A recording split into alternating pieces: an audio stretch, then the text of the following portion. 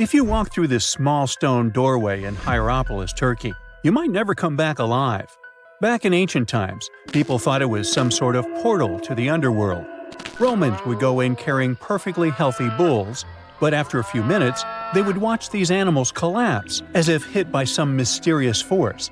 But what's even weirder is that nothing happened to people. They could walk in and out just fine. Now, recent studies might have an answer for these eerie happenings, and it all has to do with people's heights.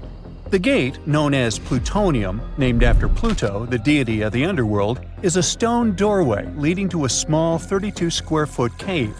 But the real danger is what is going on beneath it. Hierapolis is a super active geological area, and there's a big crack under the city that constantly emits volcanic carbon dioxide, which comes up as a visible mist. During the day, the sun dissipates the gas. At night, the gas forms some kind of a carbon dioxide lake on the sheltered arena floor. At dawn, you need to get out of there before it's too late. This whole place can turn particularly life-threatening right before the sun rises, when the carbon dioxide concentration, about 15 inches above the arena floor, reaches 35%. That means birds, bulls, and even humans can suffocate and pass away in just a couple of minutes. But there is a scientific reason that explains how Romans could get out of there unharmed. The carbon dioxide concentration drops quickly with height, so animals perished while their handlers, being taller and standing up, could walk out and breathe safely. Most people can't stay inside the Begarn fort after sunset.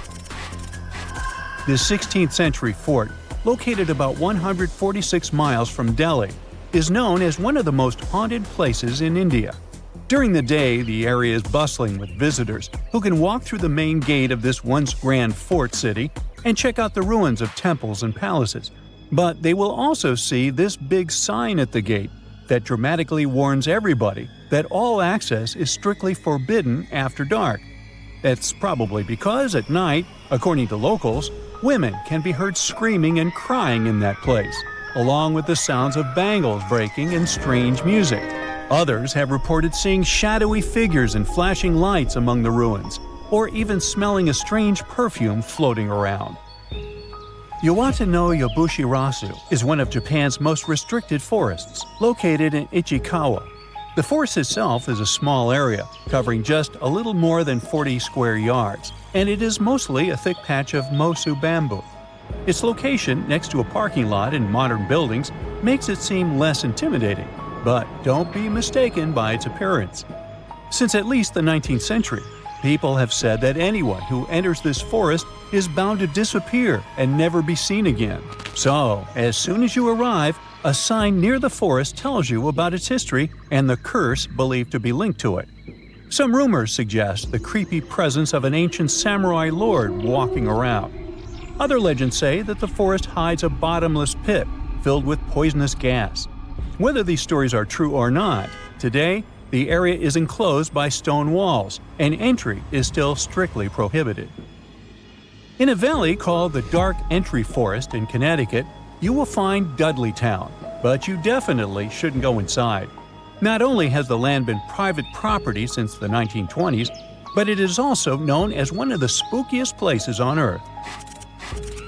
This place was first settled in the early 1740s, and many of the original settlers were from the Dudley family.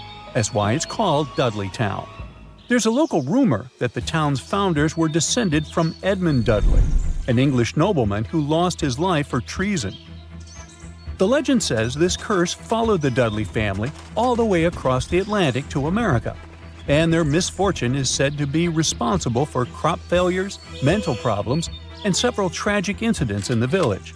Again, it is all just rumors, since historians haven't found any real evidence to support these claims. Still, the pitch-black surroundings and the eerie Blair Witch Project vibe going on in that place fueled ghost stories in the 1980s. This led to many cases of vandalism in the following decade, and because of that, the landowners closed the area to the public. This old abandoned building used to be the fancy palace of King Farouk's family, who was the penultimate king of Egypt back in 1936. After his family members passed away, the palace was turned into a morgue. Locals say that today, the whole place is super creepy and off-limits.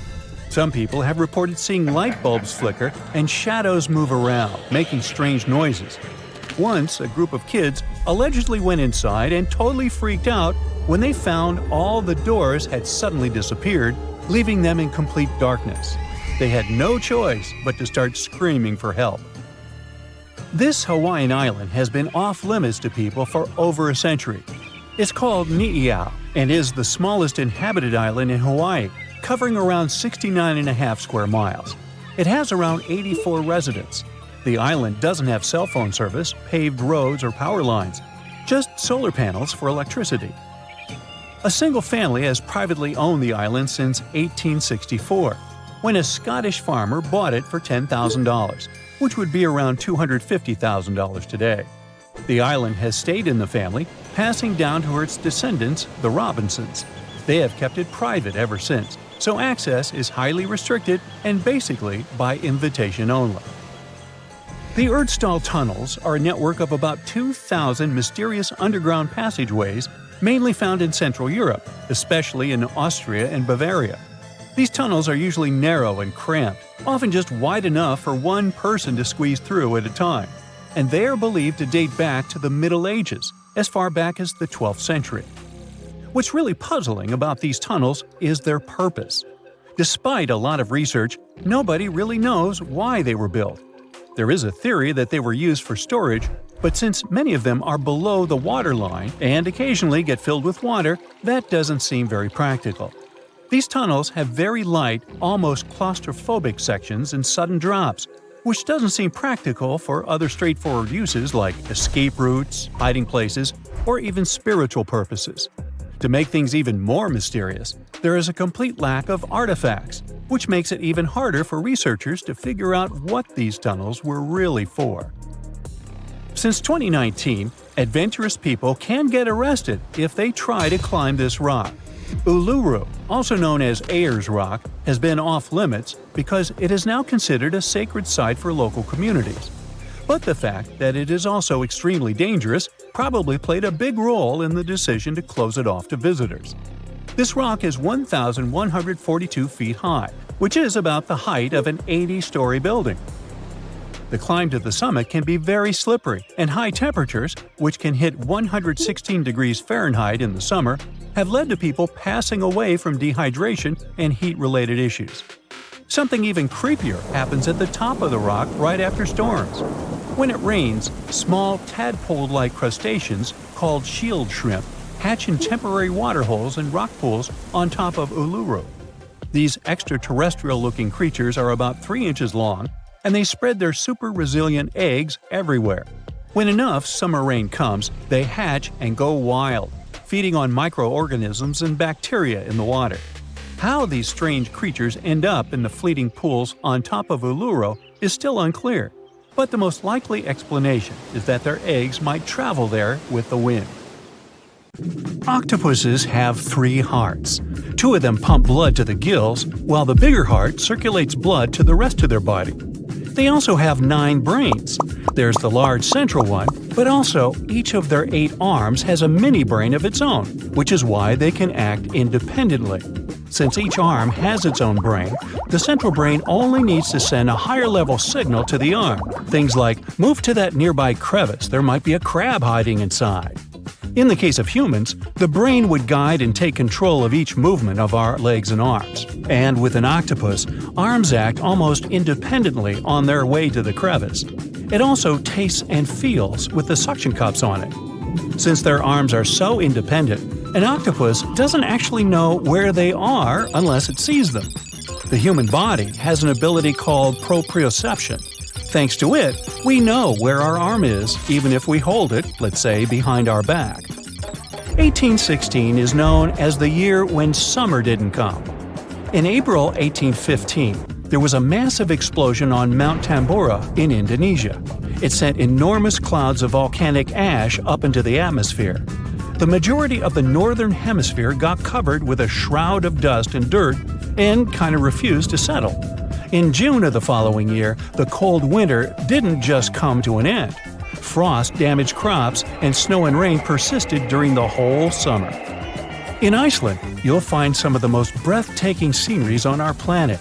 Jagged mountains, fjords, hot geysers, ice fields carved into the landscape. Stunning yet intriguingly black sand beaches, such as Reynisfjara Beach. Most of the sand on beaches is generally formed from rocks that have broken down because of weather changes and erosion through thousands or even millions of years. And on Reynisfjara, the sand is a striking black color, and that's because of volcanic activity. Lava came out of an erupting volcano, got to the surface, cooled, and then hardened in the Atlantic Ocean, creating such a fascinating black hue. This beach is so magically stunning, but it's also very dangerous because of its sneakier waves. That's when a few smaller waves join together into a single, really big one. This phenomenon can happen when ocean currents force waves together, or in the case of Reynisfjara, when such waves come from an offshore underground cliff and get an even stronger pulling effect. Considering the ocean's low temperatures too, it's definitely better to just take pictures from a safe spot.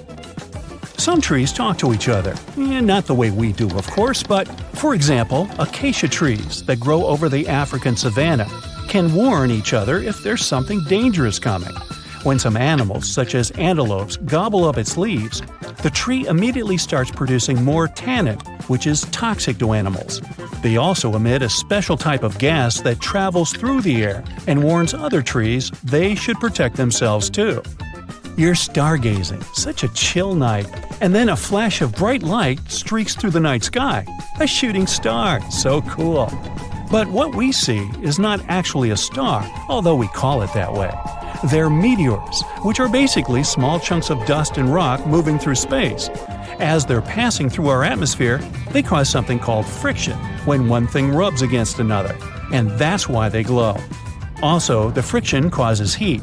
Dust and rocks get extremely hot as they fly through the atmosphere, and the heat makes them glow until the moment they burn out and turn into what we call the shooting star.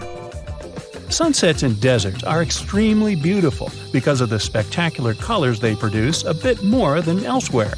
Sunlight consists of various shades of the color spectrum. When the sun is high in the sky, these colors mix together and our eyes see them as white. But as the sun gets lower, its rays have to go through a thicker layer of atmosphere before they get to us. The atmosphere then scatters shorter wavelengths of light, like blue and purple, before we can even see them. That's why the longer orange and red wavelengths stand out. In urban environments, air pollution can make sunset colors duller than everywhere. The clean air in deserts allow the vivid colors coming from the sun to shine through at twilight. Also, the moisture, water vapor, and rain-engorged clouds can mute the sunset's hues. Since there's no rain, clouds are thin and wispy, so they filter and reflect sunlight instead of blocking it.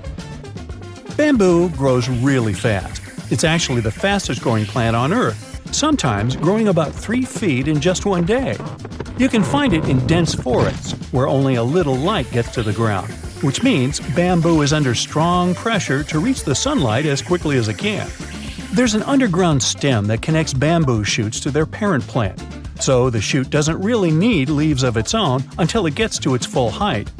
Also, bamboo grows faster than other plants because it doesn't waste its time and energy on growing rings that thicken the stalk. It's just a thin, hollow stick that grows straight up. You'll notice some of the big trees have shallow root systems, sometimes even 10 inches deep in the ground. The roots generally need access to oxygen and water, and they can mostly find it in special underground pockets called soil pores. When a tree has ideal moisture and soil conditions, it can send roots deeper down under the surface and get what it needs. But most of the time, conditions are not perfect, considering bedrock, stones, and compact soil that physically prevents the roots from going down. Such obstacles also prevent the roots from getting the needed oxygen. So, when life gets tough, the tree will take an easier option. Its roots will stay close to the surface and spread out in different directions. Drought conditions are another reason trees can have shallow root systems. By staying closer to the surface, they can take most of the rainfall collection. Plants are exposed to the sunlight most of the time, but they still don't get sunburned. They appeared on land about 700 million years ago, and one of the key things they needed to survive was something that would protect them against the ultraviolet rays coming from the sun. Those in the sea had seawater as protection. UV radiation is mostly responsible for sunburn, so land plants developed a special protein that detects it. This protein sends signals to the cells to protect the plant from the damage and effects of UV radiation. Basically, it's like they produce their own natural sunscreen, but this still doesn't mean they're 100% protected.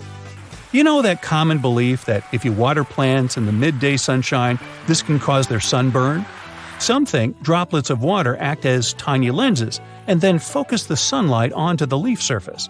But they're not strong enough to actually focus sunlight from a water droplet onto the surface of a leaf. It's just that their natural sunscreen doesn't mean total protection. Too much exposure to UV radiation damages cells in the leaves and bark of the majority of plants. Earth's core is as hot as the surface of the sun. You'd think it could easily melt our entire planet, especially since the core is only 1,800 miles away from the surface. If the sun were so close, we'd be like French fries. But we're alive because the center of the sun is surrounded by a mantle of rock that's mostly solid. The crust we walk on actually floats on that mantle and protects us. If the sun was close, we'd only have empty space to protect us, and you and I wouldn't be talking. Also, to melt the entire planet, you'd need way more energy than the heat in its core. So there. We're in the Caribbean, and these are the Taino people. Scientists have long believed that they were the first inhabitants of the Greater Antilles, and those people were roaming the Isles long before Columbus discovered this place. However, a recent discovery showed that there were some other peoples living there.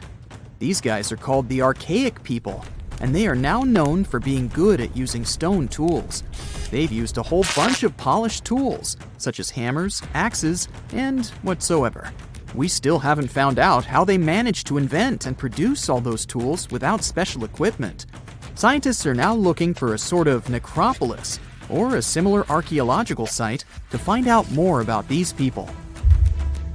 Another curious settlement was found a couple of years ago, not far away from Florida. This one is pre-Columbian too, but it seems that the dwellers there were more into fashion than crafting using stone tools. The scientists discovered a complex of 37 oyster shell rings. There were many households with these rings, and the locals would produce beads from the shells of marine creatures. By the way, long ago, beads weren't intended only for fashion, but they were also an important social instrument. People would sew them on their clothes to manifest their power or wealth. Sometimes archaeologists manage to discover whole cities. This is exactly what Eleni Korka, an archaeologist from Greece, did. She found the lost city of Tania back in 2018. It wasn't a lucky coincidence. The whole search took as much as 34 years. By the way, Tania was even considered a mythical city. The city of Tania was a Trojan-founded city, and the ancient texts claimed it was incredibly wealthy. Well, seems like the texts were true. The archaeologists found around 200 coins on the site. Some jewelry was found there too. For instance, there was an iron ring with a seal.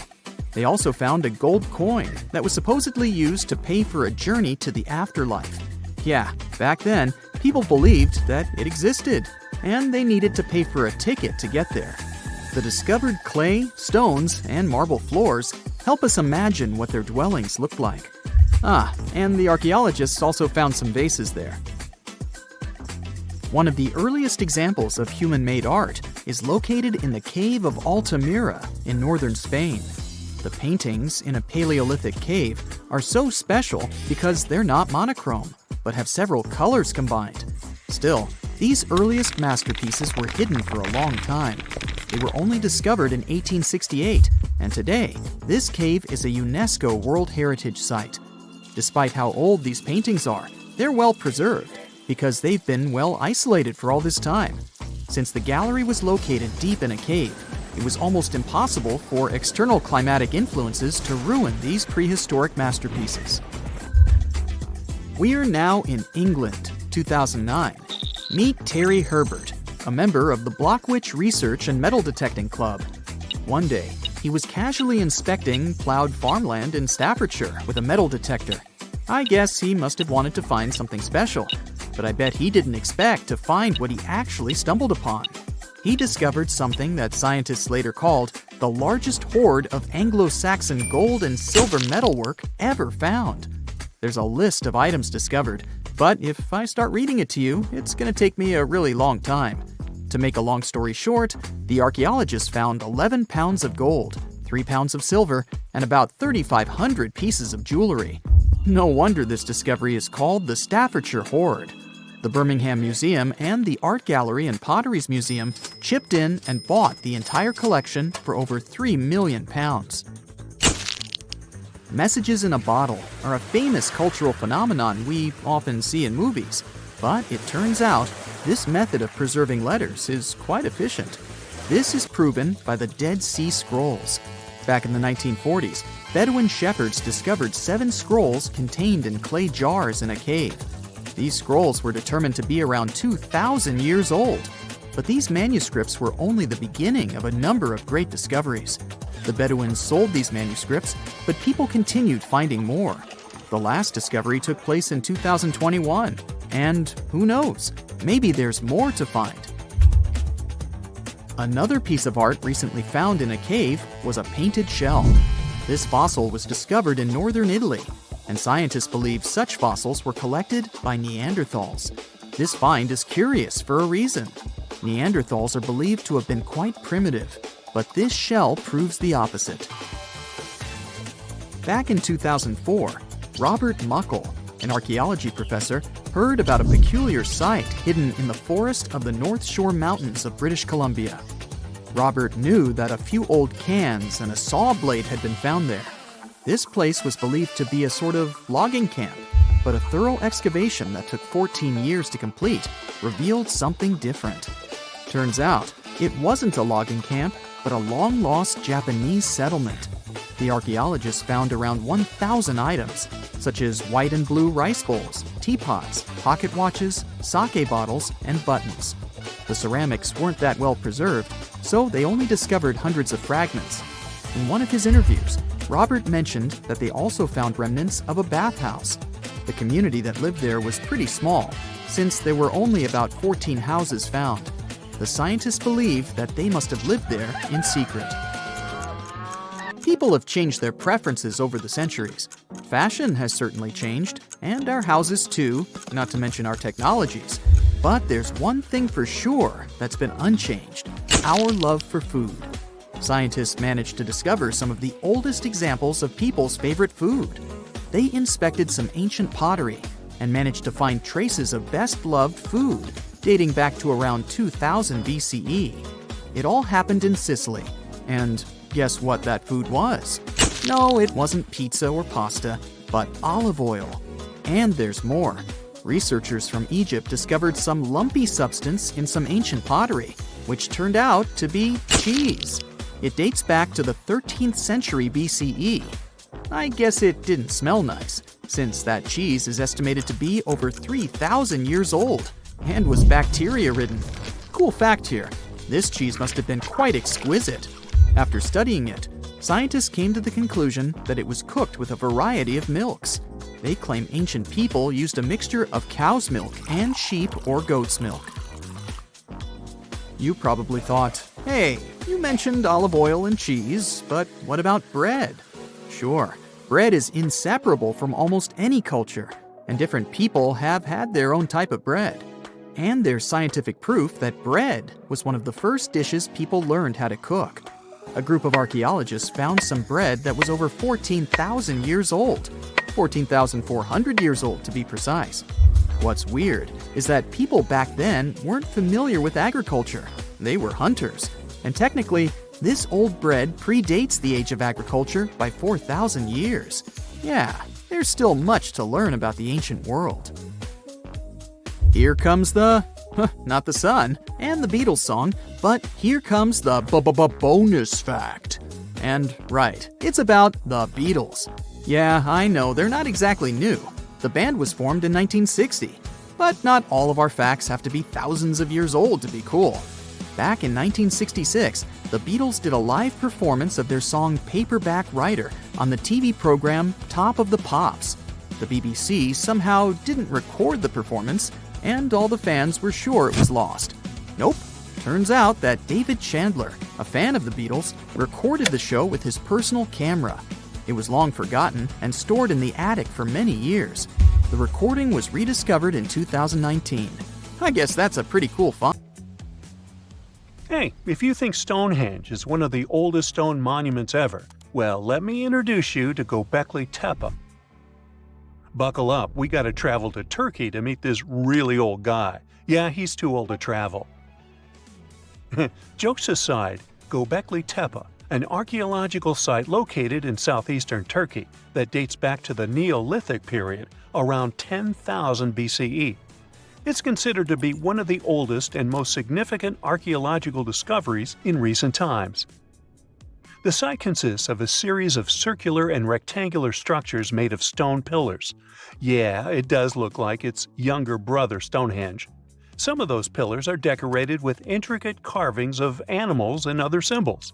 Now, you may be wondering, hey, why on earth did they make such a fascinating building? What was its purpose? Sorry, I got no answer for that.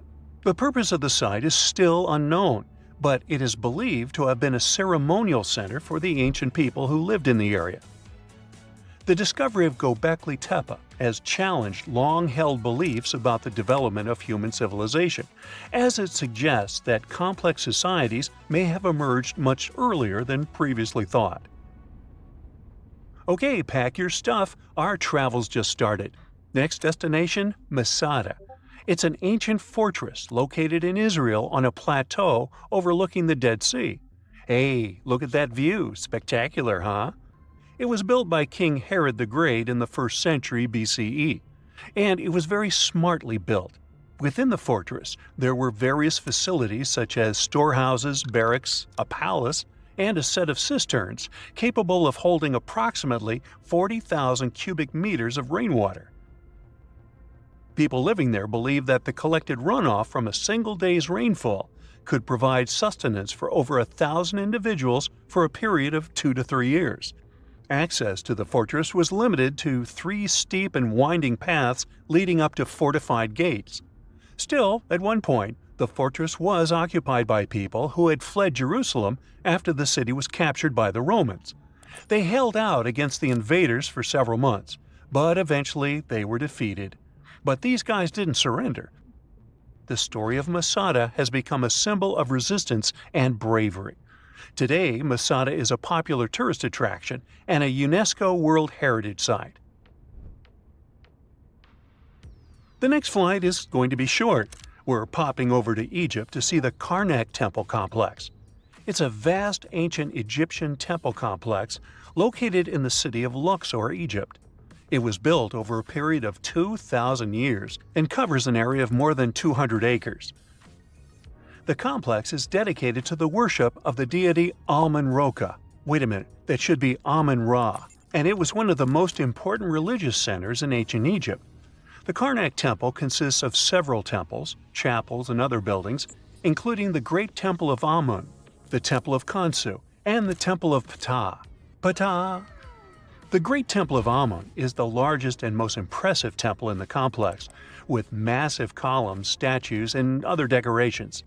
One of the most famous features of the Karnak Temple complex is the Avenue of Sphinxes, which is a long avenue lined with Sphinx statues that leads from the entrance of the complex to the Great Temple of Amun. Another notable feature is the Hypostyle Hall, which is a massive hall with 134 columns that are over 70 feet high. The Karnak Temple complex is a popular tourist attraction and a UNESCO World Heritage Site. It's considered one of the most important archaeological sites in Egypt and provides a fascinating glimpse into the religion and culture of ancient Egypt. Hey, we can't hop on the next flight and leave Egypt until we see the Pyramid of Djoser. It has another name, by the way. It's also known as the Step Pyramid. This ancient Egyptian site is located in Saqqara. It was built during the 27th century BCE for the pharaoh Djoser by his architect Imhotep, who is considered one of the most important figures in Egyptian history.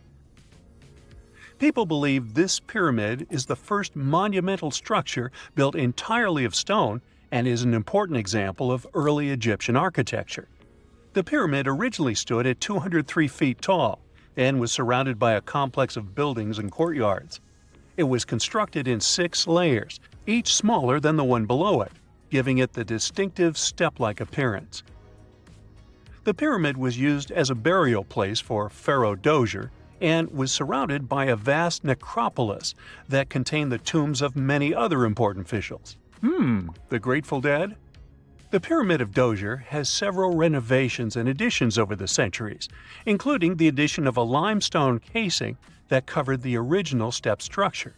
However, much of the pyramid was destroyed over time, and today only the central core remains. Despite this, it remains an important archaeological site and a popular tourist attraction in Egypt. Alrighty, we're ready to move on. There's one more pretty recent discovery we gotta see today. The Tower of Jericho was only discovered during excavations in the 1950s and 60s. It's an ancient stone tower located in the city of Jericho in the West Bank. Just like Gobekli Tepe, this one is believed to be one of the oldest stone structures in the world, dating back to approximately 8000 BCE. The tower stands at over 28 feet tall. It's made up of 2 main sections, an inner tower and an outer tower, which are connected by a series of stairs. The purpose of the Tower of Jericho is not entirely clear, but it is believed to have served as a defensive structure or a watchtower. It may have also had religious significance, as it was located near a sacred spring. The Tower of Jericho is a significant archaeological site and has provided valuable insights into the early history of human civilization. It's open to visitors and is a popular destination for tourists interested in ancient history. Now, this ancient site even got attention from Netflix, and they made a movie where the action takes place in Mohenjo-daro. This site was a major center of the Indus Valley civilization in present-day Pakistan. Mohenjo-daro was one of the largest cities of the ancient world, with a population estimated to have been around 40,000 in its peak. Trust me, that must have been a crazy megalopolis back then. The city was notable for its advanced urban planning, with sophisticated drainage and sanitation systems, and its impressive architecture, including the Great Bath and the Granary. Mohenjo-daro was abandoned around 1900 BCE, and its ruins were only rediscovered in the 1920s. Today, it is a UNESCO World Heritage Site and an important archaeological site for the study of ancient South Asian civilization. We're heading to a teeny-tiny country that has quite an impressive history. Welcome to Malta. The Gigantia Temples are a Neolithic site located on the Mediterranean island of Gozo. They're probably one of the oldest freestanding structures in the world, dating back to around 3600 to 3200 BCE. The temples consist of 2 megalithic structures, each with multiple rooms and altars. The name Gigantia means giant tower in Maltese, as people believe that only giants could have built such massive structures. The temples are believed to have been used for religious purposes and are considered to be an important example of prehistoric architecture. They were added to the UNESCO World Heritage List in 1980.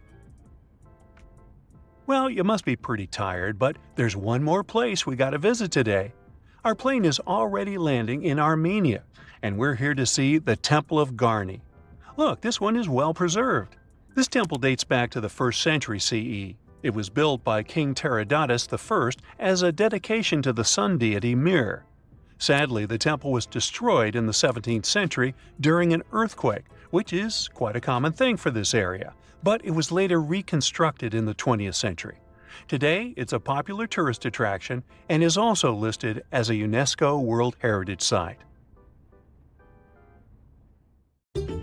You plan to spend your summer vacation in Africa. The final destination is the Sahara Desert. It's located in northern Africa, stretching from the Atlantic Ocean to the Red Sea. You're excited to ride camels and learn about the region's rich cultures. You hop on an extensively long flight, and finally, you are here. You find yourself in the world's biggest hot desert. Can you believe it's 3 million square miles? You're ready for your first adventure after drinking liters of ice-cold water. The guide gives you a choice. You can spend 2 weeks visiting a collection of oases, or you can help them solve an ongoing local mystery. Deep into the desert, near this Algerian town, lies a mystery begging to be solved. A collection of huge, spotted circles in the sand. There are dozens of them, stretching for miles in a straight line. The circles were first identified via Google Earth images several years ago. People have debated them for years, but no one seems to know the answer. The strange thing is that they are so many miles away from any towns, roads, or human activity. The quickest way to discover the truth behind the circles is asking questions. You grab your notebook and set out to talk to locals. Everyone is helpful in this scenario: geographers, anthropologists, elders, and historians. The first person you talk to is a map expert. You need to understand if those circles were authentic or a satellite glitch. You end up interviewing the people who take Google Earth satellite pictures. The circles are really there. They appear in multiple pictures from many years. Then, let's understand why they are there in the first place. After 2 days of interviews, you have your first lead. The circles could be the result of oil activity.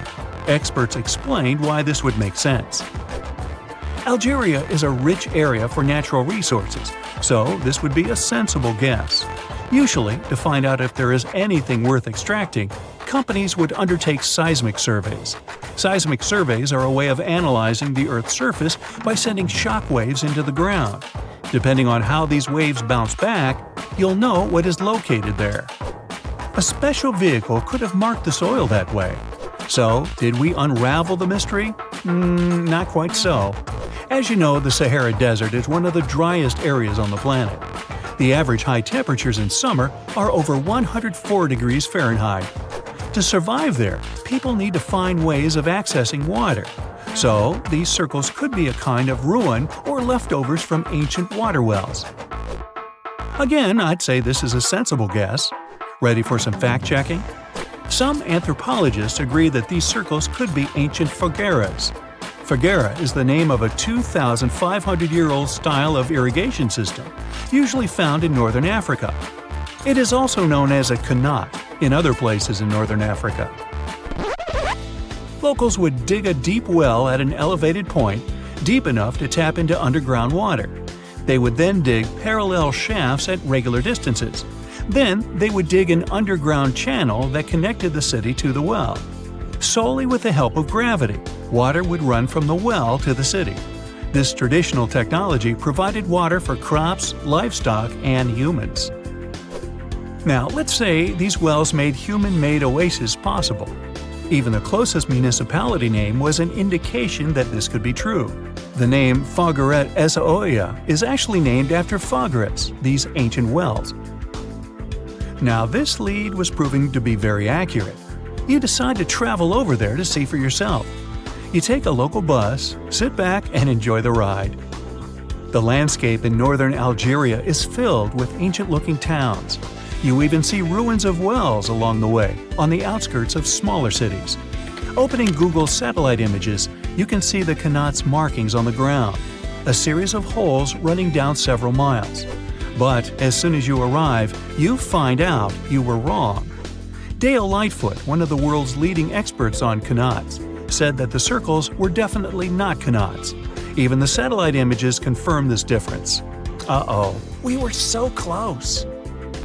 Apparently, qanats or fogueras would not run down a straight line. They wouldn't be shaped like circles. Another clue that this wasn't the case was that there were no towns at the end. The circles were really far away from any human activity, and qanats were explicitly built to provide water for human settlements. Well, it sure was a good try. You almost gave up on this mystery when you decided to take one more field trip. It was days of preparation, pick up cars, food, equipment, all so that the mystery of the Sahara circles could be unraveled. On the first day, you drove over 99 miles into the desert. You were always curious to see what this part of the world looked like. Over there, you see nothing but mustard yellow dunes. The night sky is pretty decent though. You can see the entire Milky Way with your own eyes. You set up camp and sleep under a canopy of stars. The next day, tension grows. There's no cell reception. Oh dear. But thankfully, you added the coordinates of the circles to your Google map. And surprise, the offline mode works out there. You follow the coordinates, but it leads you astray. You start to get nervous, thinking this was all in vain. But you and the team get into the car and drive a few more miles past the coordinates on your phone. After a very bumpy ride, you can't believe your eyes. There it is, an enormous crater dug on the sand, surrounded by 12 smaller holes. From up high, it looks like a clock, without the pointers, of course. On the ground, they're very faint, so faint you almost miss them. Searching the area, you notice all the holes had something similar: metal wires, thin wires that you can pull from the ground. They're buried deep, so you start digging. An object starts to reveal itself. Uh-oh, it looks like old dynamite. This certainly surprises you. Better stop digging to avoid any accidents. At the end of the survey, you feel satisfied, but still curious. What could all this dynamite mean? And who put it there? What comes next is the turning point of your adventure. Walking back to the car, you see something shining on the ground. You approach the item with curiosity. It's round and rusty and looks like a sardine can. What's that doing here? Could this give you more clues about the circle's mystery? Just in case, you pick it up and put it in the car. Back in the city, the puzzle pieces start to reveal the story behind the Sahara circles.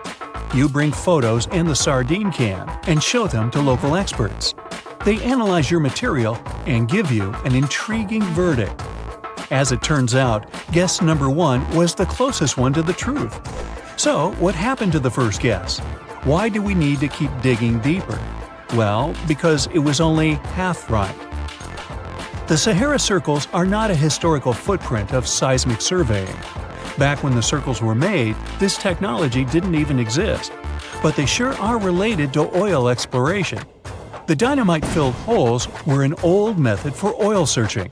The circles are the leftovers of surveyors looking for resources underground. And the sardine cans? Well, they were left by the workers who held explosion works. You gotta eat, right? According to the model of the can, this happened more or less around the 1950s and 1960s. So these circles aren't even that ancient. More like modern ones, if you ask me. Well. Hope you are glad you tagged along and helped unravel this mystery. See you in the next mystery-solving adventure. The unanswered mysteries surrounding ancient civilizations have been a source of inspiration for many conspiracy theorists. In fact, some of these mysteries are so interesting that many of us either already believe them or would like to. One thing is for sure though, none of those thousands of conspiracy theories have ever been, classified. Or have they? We're all aware that the CIA has done some questionable things throughout history for the sake of national security, but you wouldn't expect a book to be both a national and international threat. The CIA recently declassified parts of a book that talks about lost ancient civilizations and the catastrophic events that made them vanish thousands of years ago.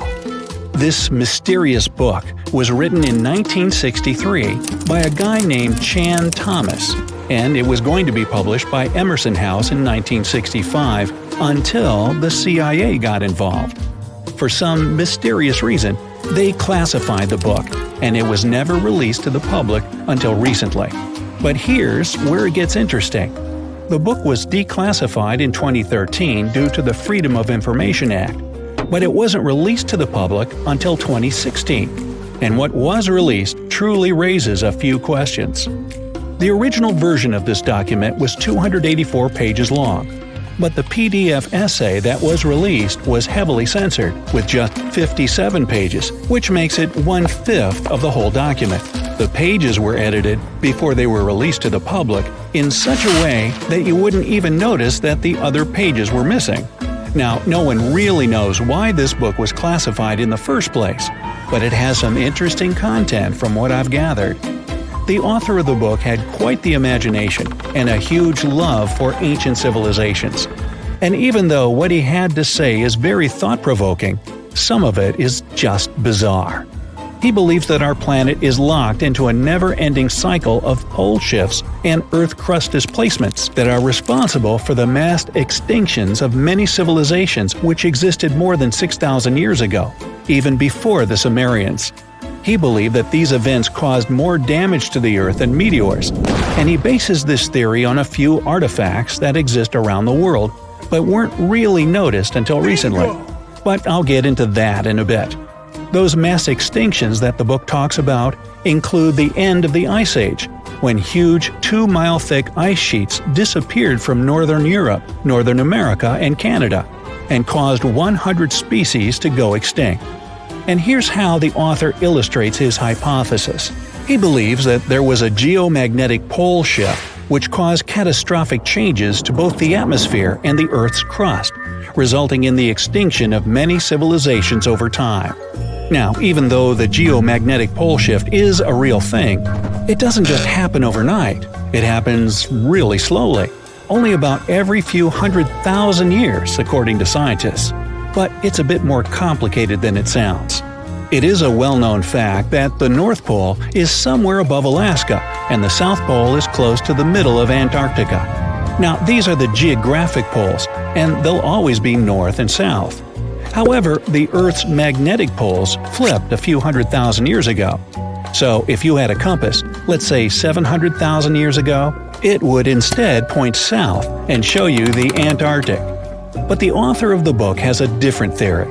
He believed that the flip of the north and south magnetic poles doesn't happen every few 100,000 years, but every 12,000 years, and that this flip occurs in just a few hours, causing a catastrophic apocalypse. He thinks this happens as a result of an explosion inside the Earth's core. This explosion causes the magnetic poles to flip, but it also causes the Earth's crust to move. According to the book, due to these catastrophic events, a lot of the Earth's continents that were submerged underwater rose above sea level in just a few hours. Now, here's where it gets interesting. The author also states that the Peruvian Andes were beneath the ocean before the last pole shift. And even though it seems far-fetched, since the Andes are approximately 22,000 feet above sea level, there was evidence to support that claim in the late 80s. Scientists found whale bones and fossils that are said to be millions of years old on top of the Andes and the Himalayan mountains. It's also suggested in the book that the deep freeze the Earth went through during the Younger Dryas event caused the Gulf Stream to be disrupted. And he points to some interesting evidence to support that theory. Frozen mammoths were found trapped in blocks of ice with food still in their mouths. Now, this is a true mystery, because freezing cold weather is in their nature, and they were among the few animals that could truly survive in the Ice Age. So, what could have caused them to freeze so quickly? Kinda makes you go, doesn't it? The document describes the Great Pyramid of Giza as a true enigma as well. The Pyramid of Giza is made out of 2.5 million stone blocks that are placed on top of each other with great precision. It's close to 750 feet wide and more than 450 feet high. To this day, we're still not able to explain how it was constructed, and it's quite difficult to understand the internal design as well. On the inside, the pyramid has no similarities to the other pyramids, and, despite popular belief, there were no mummies found in any of them. If you think that's a bit weird, wait for the next one. There are absolutely no hieroglyphs found in any of the pyramids, and that goes both ways. What do I mean? There are also no pyramids, or anything that resembles a pyramid, in any hieroglyphs either. Mr. Thomas believes that the pyramids were created hundreds of thousands of years before the Egyptians by a civilization that went extinct. Speaking of civilizations, in his book he even mentions the Greeks. He claims that in Greece, there was another ancient race of people that went extinct as well. He claims they were extremely tall with blue eyes and blonde hair, and had access to advanced technology that the Greeks couldn't have known about in their prime. Now, before we drift too far away from the stone blocks, let's talk about another mystery, the temple in Baalbek, Lebanon, and its ginormous foundation blocks. Those stones, which make up the Hierapolis, were also used for the temple in Rome. The foundations of the temples are made of 900-ton trilithon stones, and according to the author, this is proof that there must have been a lost ancient civilization with advanced technology. Now, most archaeologists claim that those stones were made by the Romans. However, there's no evidence to support that. The Romans didn't have the technological equipment to make the stones or lift them. So, you might think, what if they just made them in that place right then and there? Well, those stones were also lifted 30 feet high and were placed next to each other with mathematical precision. And let's not forget about the blocks on top of the Hierapolis in Lebanon, which weigh about 800 tons each. But wait till you hear the next one. The Romans don't even credit themselves for these stones. They claim that they built up the sides, but they don't take credit for the extraordinarily large and heavy foundation stones. The author also makes an interesting point about the distance between the Roman capital and Baalbek in Lebanon. Why would the Romans build the world's largest monolithic stones in such a remote area, and so far away from their capital, and never take credit for it? Well, folks, it's a mystery to me. Now, let's move on to the most intriguing enigma, Oyster Island, which is located in the middle of the Pacific Ocean, or nowhere, if you will. The author questions how people found it or even settled in such a remote island that long ago. One of the signifiers of Oyster Island are the moai statues, and the mystery surrounding who they depict and why. What's an even bigger question is how they were created, moved, and positioned in the places they were found. According to this declassified document, Oyster Island was part of the now lost continent named Mu, and it was sunk in the Pacific Ocean in a disastrous cataclysm that happened during one of those pole shifts. The continent of Mu, according to the book, was as big as South America, and what we now call Oyster Island is just what's left of that continent. The author also believes that this is what happened with the lost city of Atlantis as well. Plato is even quoted about this, saying that the whole city of Atlantis sunk miles beneath the waves within just a day. Even though the whole story sounds very intriguing and makes some interesting points, we know that, scientifically speaking, a cataclysmic pole shift causing entire civilizations to go extinct isn't possible. We've all heard of the Sahara. Sure you have. It's the largest hot desert on the planet. A sea of sand covering an area larger than the contiguous United States. But have you ever wondered what lies beneath the sand dunes? To answer this question, we must travel deep into the past of our blue planet. Up until some 6,000 years ago, the Sahara was grassland. Humans were around at this time, not me, spreading agriculture around the planet.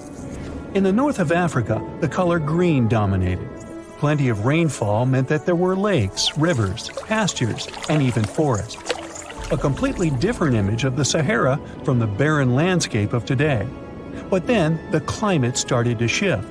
The region became parched, and the vegetation started disappearing. The wind did the rest. It took away the fine sediment after there were no plant roots to hold the ground together. Give it a couple thousands of years, and you get a familiar image of the Sahara. Sand and rocks stretching as far as the eye can see. But when it comes to volume, only a quarter of the Sahara is actually sand. The yellow sands of the Sahara are just one part of the story. The desert has many other features, such as gravel plains, salt flats, and plateaus. Makes you think if we understand the word desert correctly. For people who study such terrains, geologists, there is only one condition for defining a desert: precipitation. If an area gets little or no rain, then it's considered a desert. The Sahara certainly fits the bill. Its average annual rainfall is just 3 inches. Compare that to the nearly 45 inches a year in New York. When we look at precipitation, this sandy desert is only the third largest in the world. Number 1 and 2 are Antarctica and the Arctic. They are larger than the Sahara by millions of square miles. It sounds odd, but there is more than one type of desert. The first two are polar deserts, while the Sahara is a subtropical desert.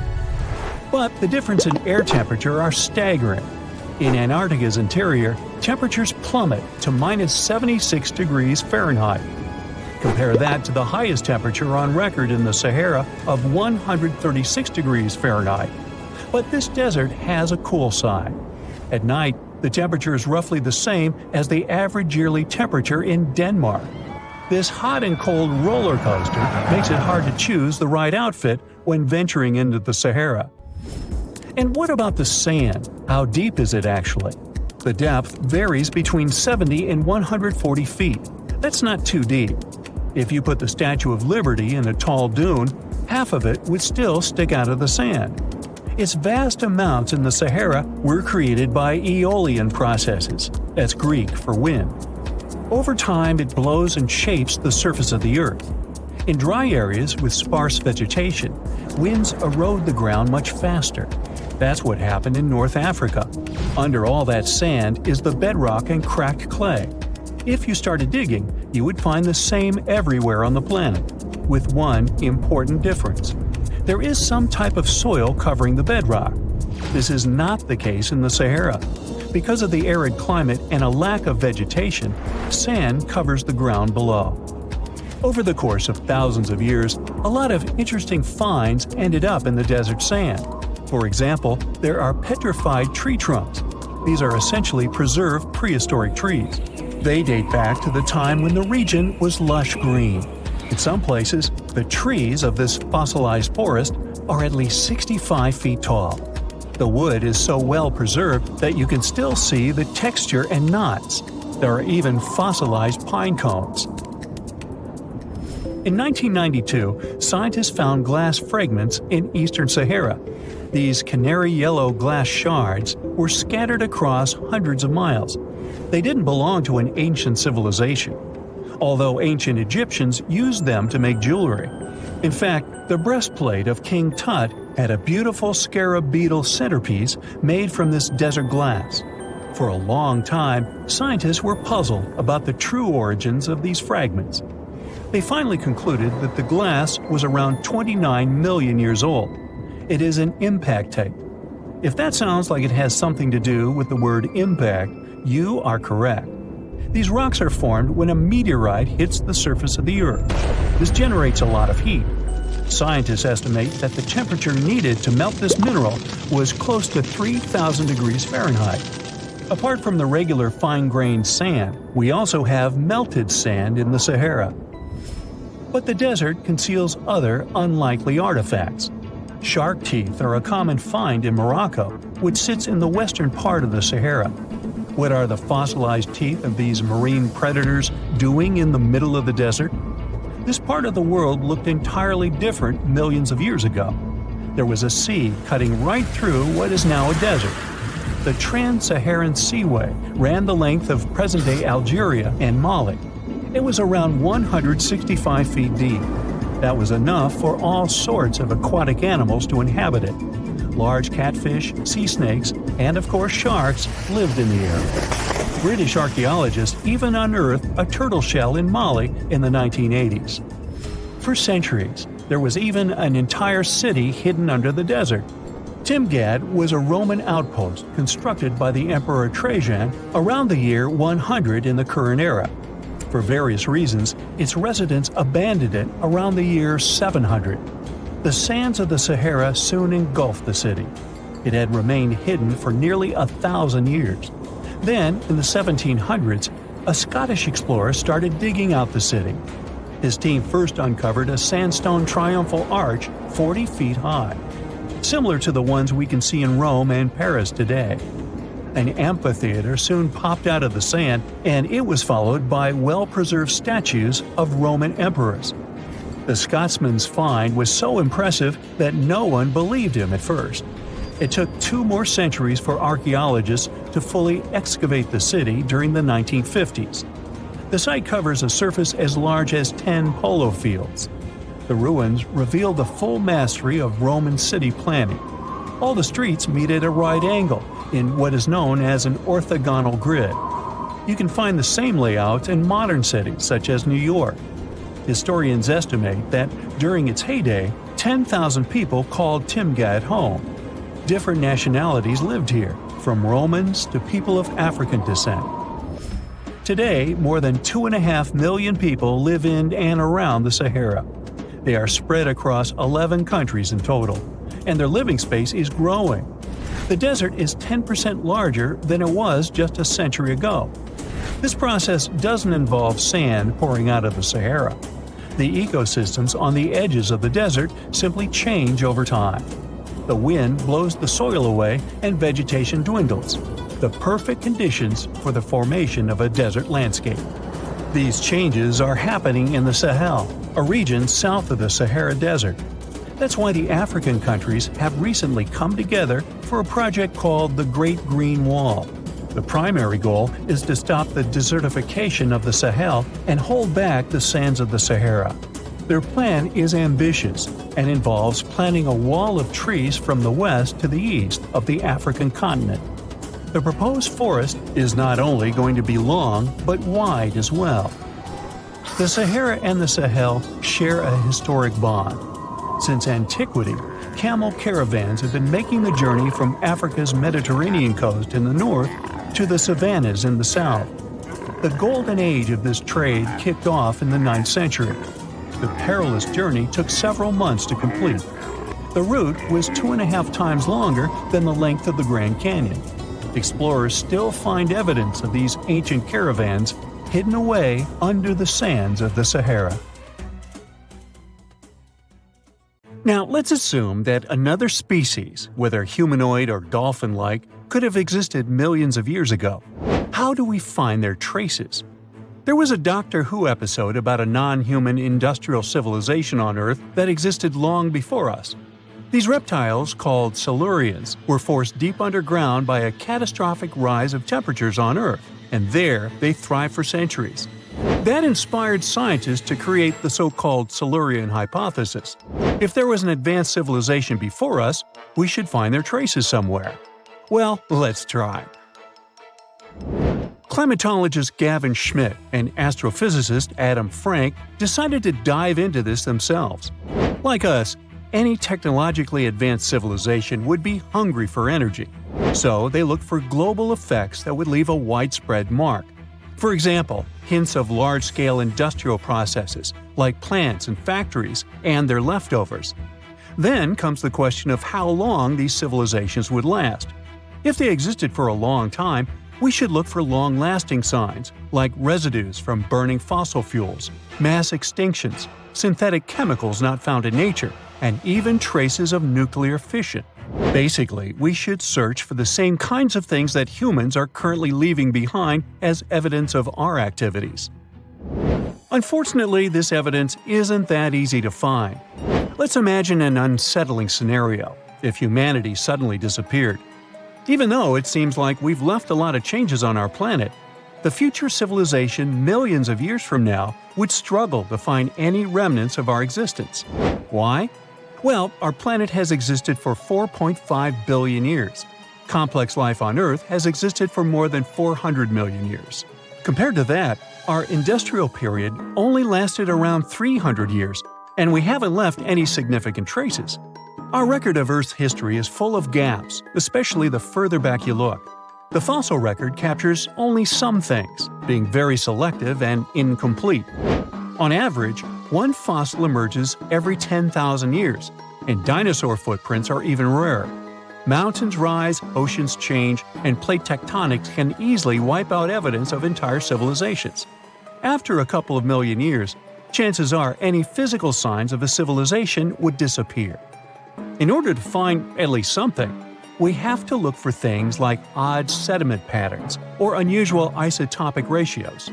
Also, fossils mostly form in water, leaving us in the dark about creatures on land or in the jungles.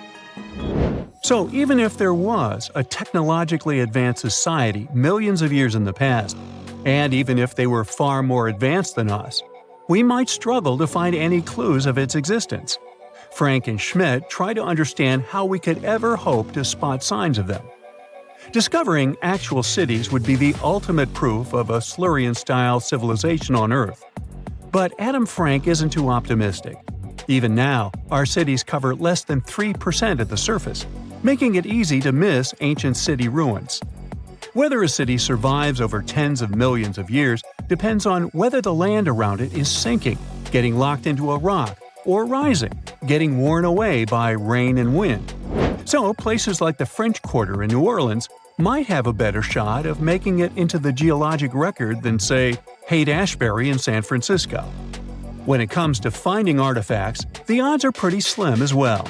No prehistoric iPhone would survive millions of years, fancy glass or not. Finding their fossilized remnants might be a bit more promising, but it's still tricky.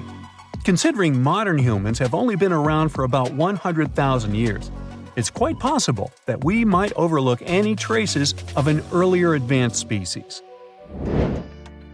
There is one thing, though. We could stumble upon their traces in rocks. Our current chaotic era might leave a distinct mark on the Earth's geological history, especially since we're basically experiencing PTM 2.0. I'll get to that in a moment. So they try to look at the changes in the carbon cycle. Humans have been releasing a lot of fossil carbon since the 18th century. This leaves a special mark in the carbon isotope ratio, like a signature that shows the difference between carbon in living things, such as seashells, and carbon in lifeless volcanic rock. Scientists also look for signs in the way sediments are arranged. Large coastal deltas might mean that there were bigger rivers made by folks in this hypothetical civilization. Traces of nitrogen could suggest big-scale farming, where they used a lot of fertilizer. Spikes in metal levels in the sediment could mean runoff from heavy industries. Of course, a single find like that wouldn't tell us anything. Schmidt says the key is to look for multiple signs together. Without clear artifacts, the uniqueness of an event might show in various clues rather than a set of changes linked to a single cause. On a quest for Silurian-style clues, scientists even decided to check the moon. Some astronomers find it surprising that no one has looked into this before. They even joked about the possibility of dinosaurs building rockets and leaving traces on the moon or other celestial bodies. These astronomers think that Earth-like planets tend to erase signs of civilizations on their surfaces. So they're exploring the wild notion that these beings might have been space travelers. In that case, remnants of their technology, known as technosignatures, could be lurking not only on our moon but also on asteroids, or even buried on Mars. There they might endure for millions or even billions of years.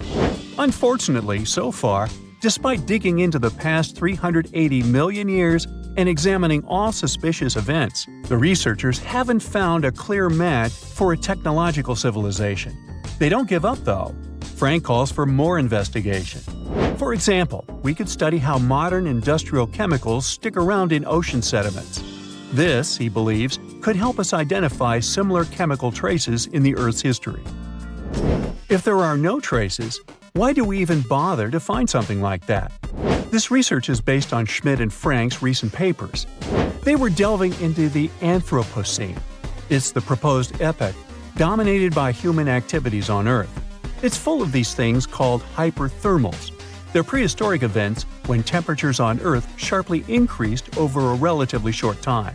They're like extreme heat waves from the past. A great example of this is the Paleocene-Eocene thermal maximum, or PETM for short. It happened around 55.5 million years ago and saw a rapid rise in global temperatures. Over 200,000 years, the average temperature on Earth jumped from about 9 to 14 degrees Fahrenheit. We study these hyperthermals to understand how they occurred, from natural causes or human activities. So, these hyperthermals sparked the genesis of Frank and Schmidt's research. To study them, scientists started examining chemical signals and tracers left in rocks. When doing that, Schmidt and Frank uncovered some eerie parallels between all the climate issues we have today and past periods of rapid temperature shifts. There's a close similarity between the PETM and other hyperthermal events. So all this work isn't just about solving a historical mystery. Understanding our impact on the environment can guide us to finding better ways to live in harmony with the planet and avoid becoming a forgotten species in the future. Our Milky Way is filled with lots of planets that could be just right for life, but we don't know if there are other civilizations out there. Earth is the only place we know of with living beings. About 200 years ago, People wondered if there might be civilizations on Mars. Back then, it was a real question. But once we got pictures from space probes, we decided there wasn't any evidence for it, and that idea got stuck in our minds. Now, it's not even considered a valid topic for serious science. It's seen as kind of silly. But no one has set clear limits on what could have happened on our own planet a really long time ago. So, even if there is no proof, we shouldn't throw away the possibility. Don't forget, it took humanity a while to recognize dinosaurs. Maybe Silurians are just patiently waiting for their time. You're walking down the street. You see a strange-looking antique shop called Ageless Trinkets of Mr. Bright. You're curious, so you enter there. You take a look at all the weird stuff. Suddenly, an old folded parchment paper catches your attention. It's a world map, but something's off with it. Instead of showing the countries as you know them, it shows the locations of 4 mythical lost worlds and civilizations. Mr. Bright, the shop owner, comes next to you after realizing your shock. This map won't let you find these places or anything, but I can explain to you the legends behind them if you want, he says. Let me begin with Atlantis.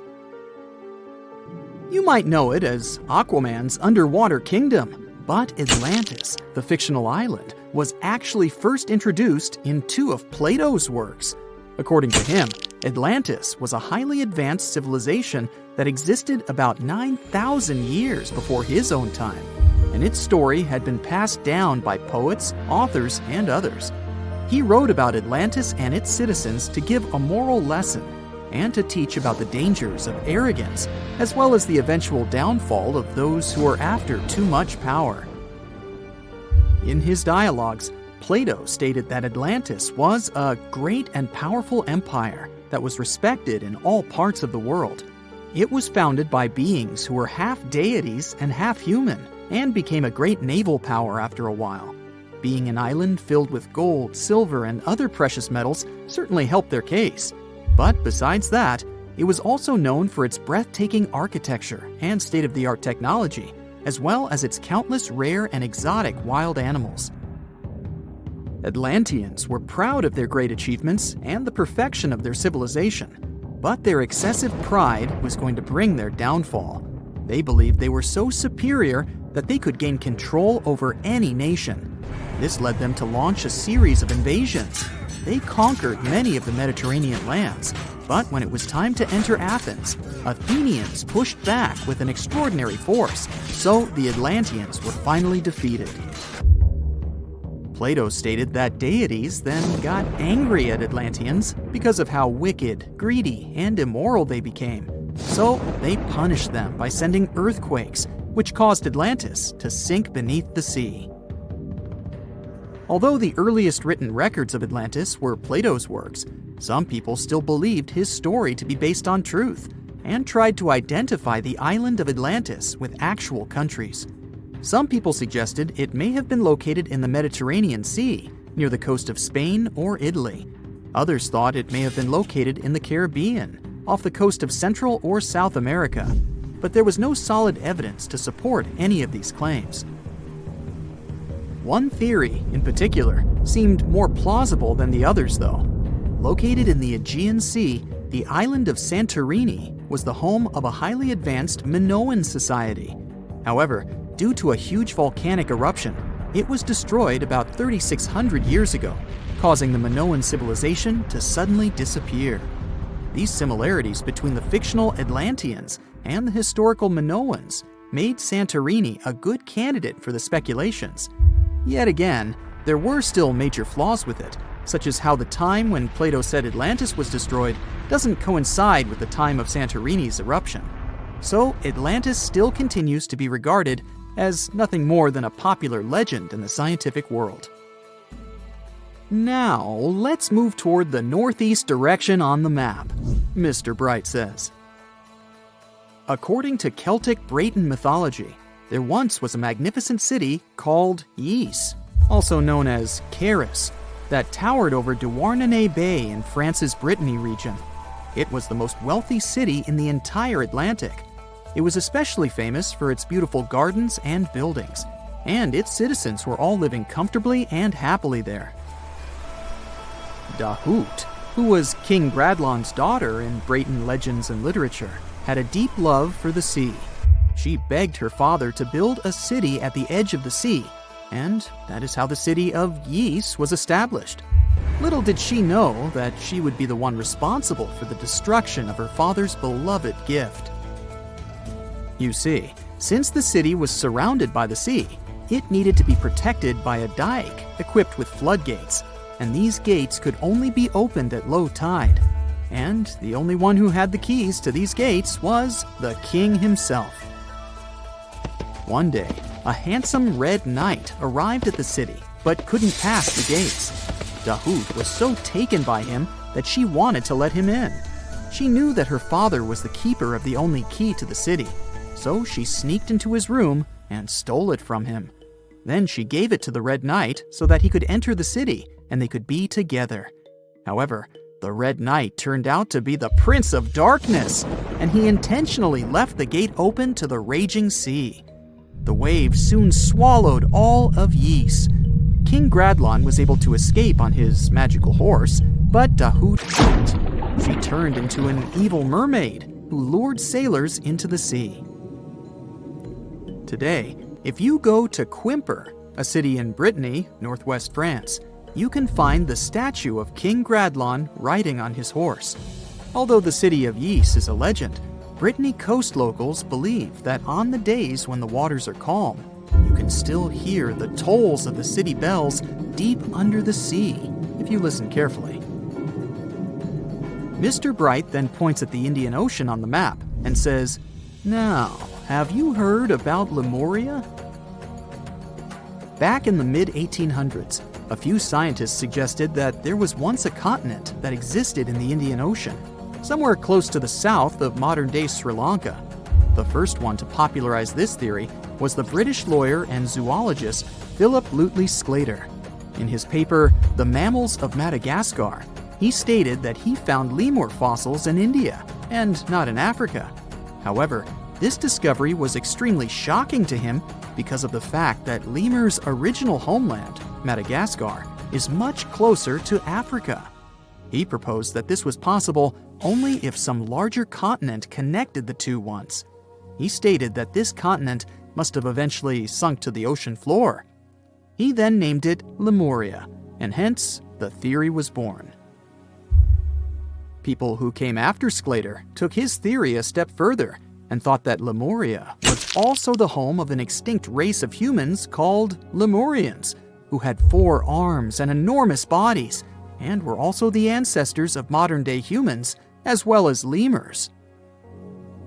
Of course, as new scientific discoveries were made on plate tectonics, evolution, and the study of DNA, the theories regarding the fictional continent called Lemuria were debunked. The last fictional land on the map is Agartha, Mr. Bright says. Taking its roots from Eastern mysticism, one legend says there's a kingdom called Agartha that is located deep beneath the surface of the earth. It's where all 4 corners of the world are connected by paths and tunnels. It is said that there's a secret entrance into Agartha hidden in the Gobi Desert, and it's built by Agarthans themselves using advanced technology that can't be detected by us, the surface folks. According to some beliefs, Agartha exists to counterbalance the energies of those who live above the surface. While we live in a state of rush and heightened emotions, this world beneath us is the total opposite. Some even say that those who escaped Atlantis fled here to continue their lives inside the Earth's core. And yet, others think it's actually a land that's crawling with all kinds of monsters. But there's no need to be scared, since modern science proved Earth's core is not actually hollow and is a solid hot iron ball. So you can cancel your journey plans to the center of the Earth if you've made any. Thanks, Mr. Bright. Everyone loves a good landmark. The Roman Colosseum, the ancient city of Machu Picchu, the Giza pyramids. But have you ever wondered how it once looked? Way back in the days when they were built? Or even in the time they were covered in ivy and forgotten by humanity? Buckle up, because we're heading on a time travel adventure to the world's greatest archaeological sites. Our voyage begins in South America, deep inside the Peruvian mountains. Behold, the city of Machu Picchu. Machu Picchu is a monument to the ingenuity and power of the Inca civilization. During its prime, the Inca civilization stretched 2,500 miles along South America's coastline from modern-day Ecuador all the way down to Chile. And Machu Picchu was located at the heart and center of it. The historic site was constructed at around 7,000 feet above sea level, more or less around 1450 BCE. The gated city consisted of around 150 buildings made of stone. The Incas managed to build temples, houses, and even a complex aqueduct system to irrigate the entire town. And yes, they did all that without the help of wheels or any instrument made of iron. The housing model is somewhat similar to stone houses we see nowadays, with the difference that the Incas didn't use any cement to stick together the blocks of stone. Yet, they fit seamlessly on top of each other. Not only that, the Incas must have developed a rudimentary yet effective anti-earthquake technology, since, in the event of a quake, the rocks would shake without falling out of place. If Machu Picchu had been built today, it would have cost over $70 million to finish the entire thing. The purpose of the site is still a mystery to many historians. Theories suggest that it could have been built as a ceremonial site, a safety base for the Inca people, or even a retreat for royalty. What we know for a fact is that in the 16th century, 100 years after Machu Picchu was built, its population abandoned it, with tree roots taking over the majority of the site and keeping it hidden from humankind for over 4 centuries. It wasn't until the 20th century that the world was reintroduced to Machu Picchu when a Peruvian farmer led Yale University professor Hiram Bingham III to visit the site. Since then, Bingham and many other explorers dedicated their lives and research to studying the archaeological wonder of Machu Picchu. Now, for the next stop on our time-traveling vehicle, the city of Pompeii in Italy. Pompeii has crowded our collective imagination for many years. The eruption of the Mount Vesuvius volcano in 79 AD and the destruction of an entire city is hopefully not something that will happen again. But I bet you're wondering, what did Pompeii look like on its last day? It took 18 hours for Pompeii's streets, markets, houses, and forums to be buried under millions of tons of volcanic ash. Thanks to some clever scientists, we discovered that the lava and ashes that covered Pompeii on its very last day actually helped to freeze the city in time. Different from ice, the cloud of ashes did not preserve the city intact, but as the items disintegrated over 2,000 years, they left voids under the earth. Archaeologists found that if they filled these voids with plaster, the shape of the buried city would soon reveal itself. And that's exactly what happened.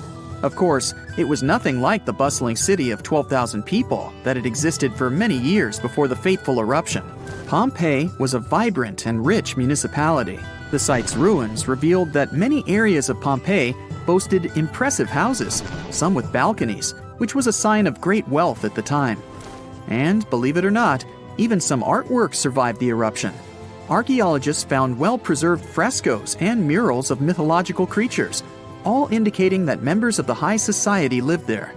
Ruins show the city even had thermal baths and showers made with luxurious materials. Oh, and apparently, the people of Pompeii had amazing teeth. Yes, archaeologists could see even that tiny level of detail from the plaster molds they recovered from underground. Still in the Italian territory, we find one of the world's biggest tourist attractions, the Roman Colosseum. It was built as an amphitheater during the reign of Emperor Vespasian, around 70 AD. It wasn't until 80 AD that Vespasian's son, Emperor Titus, inaugurated the Colosseum. The monument was something to behold, with 157-foot-tall walls, over 80 entrances, and the capacity to host 87,000 people. All social classes and groups were welcome at the Colosseum, and this partly explains why it flourished for so many centuries. During the decline of the Roman Empire, around the 6th century AD, the Colosseum started being neglected and abandoned. The monument was looted, and some of its columns and stones were used to build infrastructure elsewhere. only 1/3 of the original Colosseum still remains. And if it's big now, imagine what it once was. Greece was home to one of the world's largest empires. At the height of this empire, literally and historically speaking, more or less 2,400 years ago, the Greeks built a citadel known as the Acropolis. The Acropolis, which is composed of historical buildings, is considered to be one of the biggest landmarks of Western civilization to date. Tourists that visit the capital city of Athens today may be faced with yellowish and broken pillars of the Parthenon standing way up high in one of the city's hills. But way back when it was built, between 447 and 432 BCE, the imposing and majestic Parthenon was purely white, as the entire monument was built with gleaming white marble. The statues inside were made of gold. The Parthenon is a 23,000 square foot temple held up by 69 marble columns. The largest blocks of marble are massive, weighing around 10 tons each. And the most surprising fact is that the marble didn't come from Athens, but from a nearby site that stood 10 miles from the Acropolis, known as Mount Pentelicon. Historians intrigued by where the primary material for building the Acropolis came from found tiny and big blocks of marble all scattered around the floor of Mount Pentelicon. There was also a paved road that the Greeks had built to carry the rocks around. But perhaps the most impacting monument of all times is located at the heart of the Middle East, outside the Egyptian city of Cairo. The pyramids are considered one of the 7 wonders of the ancient world. The Giza Pyramid Complex was built as a tomb for the pharaoh Khufu around 4,500 years ago. Between 20 to 30,000 people took part in the construction process. It's composed of 3 pyramids. The massive monument is made out of approximately 8,000 tons of granite and over 550,000 tons of mortar, which gives it the appearance it has today. Would you believe me if I told you that the pyramids didn't always look like this? Far from it. They were shiny white with a golden triangular tip at the top. This is because the Egyptians used over 6 million tons of limestone to cover the entire rocky, step-like structure, all so that they could gleam white under the unforgiving sunlight of Egyptian skies. The Pyramid of Khufu remained the tallest structure on Earth made by humans for over 3,800 years. It was the only 8-sided pyramid in Egypt and was believed to align with Orion's belt. It's considered to be the most aligned construction facing north. In 1979, it was inscribed on the UNESCO World Heritage List. Let's head on down to the Indian city of Agra to quickly visit the Taj Mahal. You may know it as the Taj, but it can also be called by its more endearing name, a teardrop in the cheek of time. The Taj took over 22 years to build and was commissioned in 1632 by Mughal Emperor Shah Jahan as a declaration of love for his third and favorite wife, Mumtaz Mahal. It was made with ivory white marble, and amazingly, due to tight conservation, it still remains very similar to what it was when it was built. I think all this talk of landmarks got me thirsty for some traveling. What about you? Tell us in the comments below if you've ever visited some of these sites, or which interesting landmarks you'd add to this video. Rekat structure is a giant formation in the Sahara that looks exactly like a giant bullseye. It's so wide that you can see it from space. Even the CIA got interested in it. In 1965, they planned a flyover looking for geomagnetic anomalies. The findings are still classified. Perhaps the theories are true, and this place is truly the lost city of Atlantis. Now, Atlantis supposedly sank beneath the waves, but recent discoveries are pointing us in a different direction. This is an ancient story that goes far back in time, and Plato was the first to mention it. The place had loads of greenery and a curious structure: 3 concentric circles of land surrounding 2 circles of water. 2 key quotes from Plato's writing suggest that Atlantis might not have been a typical island in the middle of the ocean. Plus, Atlantis had a major influence from Africa and Europe, challenging the idea of it being in the Atlantic. It turns out that the Eye of the Sahara and Atlantis look alike. When astronauts saw the Eye of Sahara from above, they initially suspected a meteorite impact crater, but the rings of the structure matched the layout described of Atlantis. More importantly, the Sahara wasn't always a desert. It turned from a tropical region into a desert around 11,000 years ago. Researchers found evidence of a massive river called the Tamaracet that could have sustained a community. This river flowed toward the Rikat structure, aligning with Plato's description. The Trans-Saharan Seaway ran through the Sahara 50 to 100 million years ago. The sea allegedly destroyed Atlantis around 11,500 years ago, likely due to a rapid rise in sea level caused by the end of the Ice Age. NASA's worldview imagery shows patterns consistent with this theory. Those concentric rings might be a key to unlocking the secrets of our planet's evolution over millions of years. They're shaped by erosion on resilient rock layers, creating a spooky pattern of ridges and troughs. The central peak stands proud at 1,300 feet. The central part has undergone a significant erosion makeover, revealing a circular structure with a raised peak. Unlike impact craters, the Eye of the Sahara flaunts a striking balance and symmetry. Some say it results from rock uplift, sculpted by wind and water. Others think it's an ancient anticline, eroded to reveal its concentric glory. Then there's a salt diapir theory, suggesting that salt's buoyancy sculpted this beauty. Dating techniques have proved that it formed 541 to 252 million years ago, give or take a million or two. Ancient tools are scattered around the outer rings of the structure near riverbeds. Some older stone tools have also been spotted in the same areas. And still, even though some spear points from the Neolithic period have been found, there aren't many signs that people were living there back then. The area seems to have been used for short-term activities like hunting and making tools. There are other unearthly mysteries that haunt our world. One such enigma is in Norway, the ominous Hessdalen light phenomenon, also known as the Valley of Lights, leaves scientists confused.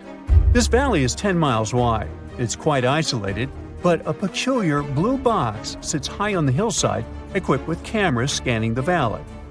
The unsettling saga began in the 1980s, when the night sky over Hessdalen erupted with burning fireballs, a recurring spectacle that sent shivers down the spines of those who witnessed it. This wasn't a fleeting occurrence, rather it became a regular thing.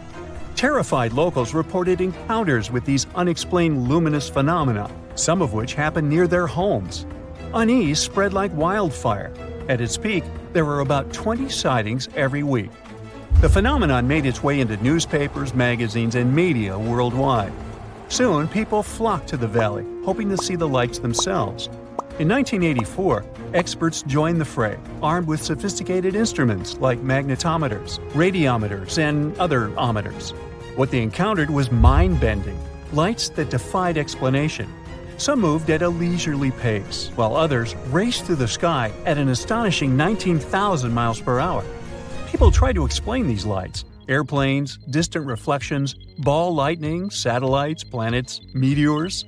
But the speed and how these lights danced ruled out all those theories.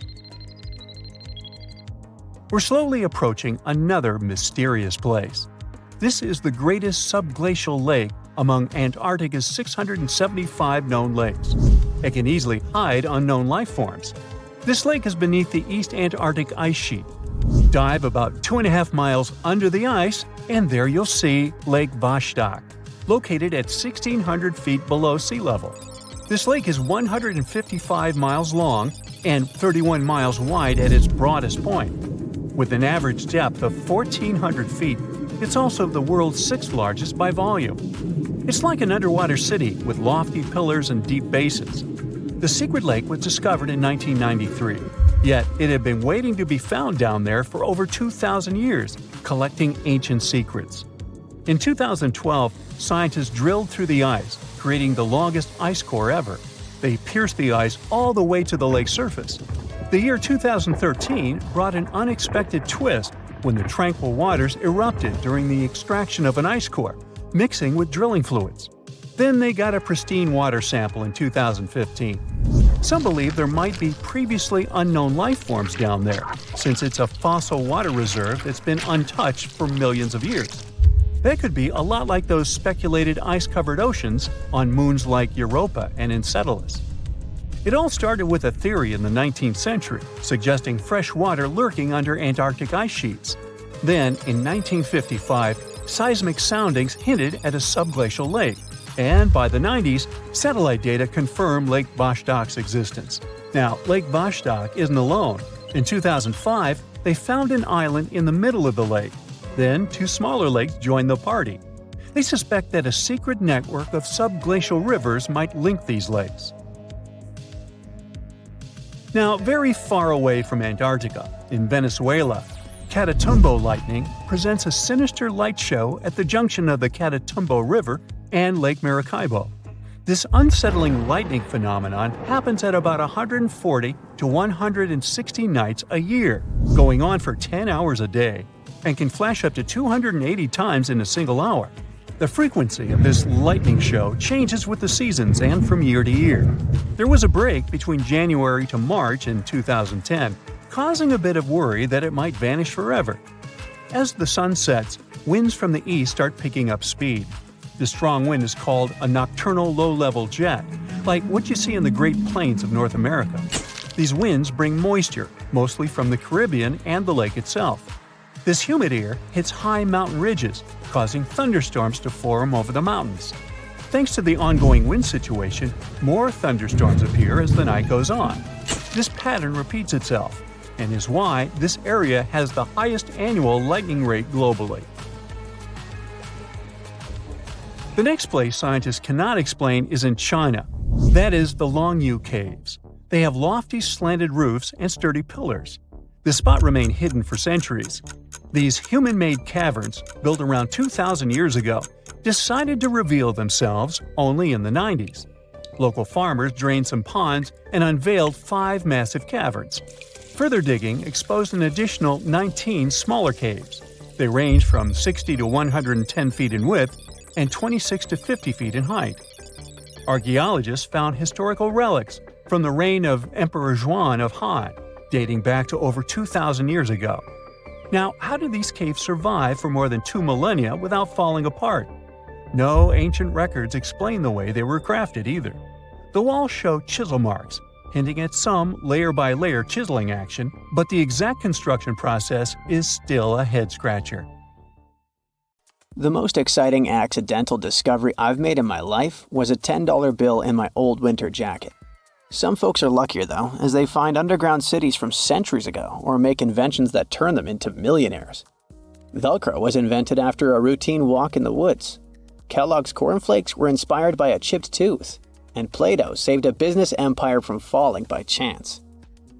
Back in 1998, electrical engineer John Williams found something that looked like an electrical plug sticking out of the ground. He started digging and noticed that it was stuck in a small rock.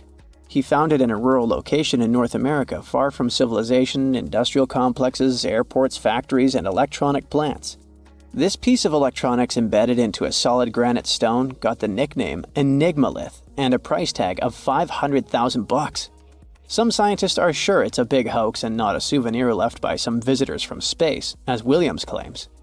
But the finder of the rock wanted to prove that it was a real piece of ancient technology, some sort of an electrical connector. If it's not a hoax, then this little find could be proof that humans, or some other civilization from the past, were way more advanced than we ever thought. They must have managed to invent a way to transmit electricity long before humans in the 19th century. He offered scientists to take a look at this find and establish what it really is without breaking the rock open, but there were no takers.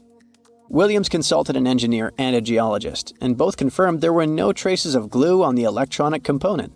It hasn't been welded either, so it must be as old as the rock, which is around 100,000 years old, according to geological analysis. Dr. John Kellogg had a philosophy of biological living with regular exercise, massage, plenty of water, 0 bad habits, caffeine, and no meat. At the end of the 19th century, he looked over a health institute in Michigan. He once whipped up a mix of flour, oats, and cornmeal. He thought that by baking whole grains at high temps, they'd be easier on the stomach and healthier overall.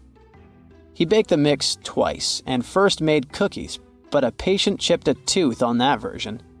Then he decided to break it into small pieces. It's hard to pinpoint exactly how Kellogg cornflakes came to be, with so many versions of the story floating around. Kellogg's wife, Ella, and his brother Will both claimed they played a role in creating the flakes, along with several other family members and sanitarium staff. The company lore says that it all went down one night in 1898 when some wheat-based cereal dough was left out too long, fermenting in the process. When rolled out thin, the slightly moldy dough turned into these perfect large thin flakes that got all crispy and yummy in the oven. Over the next few years, Will Kellogg kept tweaking the recipe and realized that corn, not wheat, made even crunchier, tastier flakes. His brand, Kellogg's Corn Flakes, has grown into a multi-billion-dollar company. Swiss engineer George de Mestral once went for a walk with his dog and came back with a concept that would later go to space.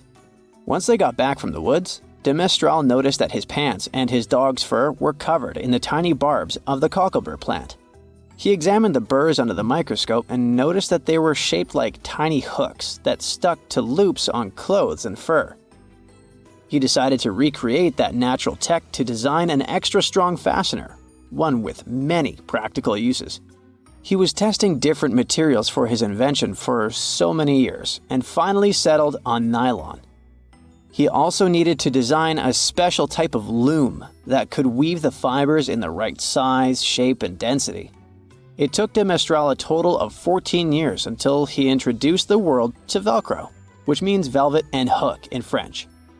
De Mestral was hoping his invention would replace the zipper on clothes, but the fashion world found Velcro cheap-looking and unattractive. But NASA didn't think so, and used Velcro for astronaut spacesuits and helmets in the 1960s. Now, Velcro is used everywhere, from footwear to toys to airline seat cushions. Before the middle of the 20th century, most homes were heated with coal. It left soot throughout the house, which was especially visible on wallpapers. Kutal Products was the largest company that sold wallpaper cleaner, but in the 50s, more and more people switched to gas, oil, and electricity, and the sooty buildup problem was mostly solved. The owner of Kutal Products was trying to save his business. Meanwhile, his sister-in-law read that wallpaper cleaner could be used to make holiday decorations. She worked as a nursery school teacher, and modeling clay was pretty hard for her students to handle, so she decided to test this material for molding into different shapes, and it works out just fine. She told her relatives about the discovery and suggested a name for it: Play-Doh. The Kutal company was about to go bankrupt, so it was a great alternative for a new business. Soon enough, Macy's and Marshall Field got interested in the new toy and started selling it. Play-Doh was originally only in one color, white, but soon expanded to red, blue, and yellow. They also made several changes to the original recipe, but the mixture is still mostly the same as when it was used to clean wallpapers. An urban legend says that if you take all the Play-Doh compound ever made and put it through their Fun Factory playset, you'll get a snake that will wrap around the planet 300 times. A man in Turkey was renovating his home when he knocked down a wall in his basement with a sledgehammer. He found a tunnel behind the wall that led to an ancient underground city. The tunnel led to more tunnels and then halls and chambers. It turned out to be a whole underground complex with 18 stories and without a single inhabitant, abandoned a long time ago. It was the city of Derinkuyu, built thousands of years ago, a home for up to 20,000 people. Whoever built it had great skill, and it's rather easy to build tunnels out of the soft rock, but cave-ins are a big risk. None of the floors at Derinkuyu have ever collapsed. The city had a complex ventilation system with over 15,000 shafts. The upper levels had the best ventilation and were used for living and sleeping quarters. The lower levels were mainly used for storage, but they also had a dungeon. In between, there were room for domestic animals, a school, a convent, and small churches. John Martin, a forestry professor, was out exploring a forest in Wisconsin one night. He was shining a UV flashlight up into the canopy to spot lichens, fungi, plants, and frogs that glow under the UV light. Then suddenly, he heard a flying squirrel chirping at a bird feeder, pointed the flashlight at it, and saw it light up pink. The professor told his colleagues about it, and they decided to investigate further. They checked out some flying squirrel skins at museums to see if this pink glow is a common thing among them. It turns out that almost all of the flying squirrel specimens they looked at had the same pink fluorescence. Non-flying squirrels didn't glow at all. Other animals with fluorescence, like puffins and chameleons, glow blue under UV light. The only other mammals with fluorescent fur are around 20 species of opossum. They live in different ecosystems and have different diets.